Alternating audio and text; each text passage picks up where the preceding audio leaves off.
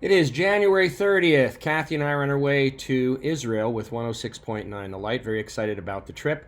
Had a lot of opportunities to share the gospel today. We stopped for breakfast in Richmond and had to drop off our little pooch at my son's so that he could babysit him while we were gone. And had a waitress named Sundance. It's not a real name, but that's who she calls herself. She's been using that nickname for a long time. She said she was dating a guy named Butch, and that's where it came from, but that's neither here nor there. Anyway, got to share the gospel with her, and there was an older gentleman came in with a World War II veteran's hat on. And so after we finished our breakfast, I went over and shook his hand and thanked him for his service, and he wouldn't let go of my hand.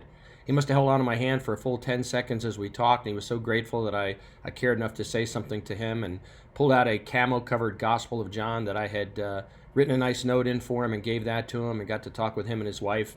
And then we ended up sitting next to a lady on a plane as we flew from Richmond to Charlotte, and had a nice conversation with her and ended up sharing a gospel, not actually in a gospel with her. We shared a bridge tract with her, and she said she'd read it when we left.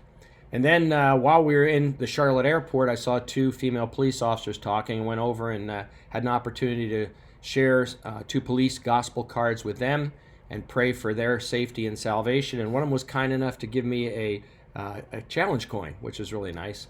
And then we got a ride to the hotel by a young fellow named Dixon. Got to share the gospel with him as well. And he told us about his friend who was working behind the counter at the hotel. His name was Zion. Asked him where the name came from. He says, well, my mom was kind of a spiritual person, and I gave me a spiritual name, and we talked about that. Gave him a bridge tract as well.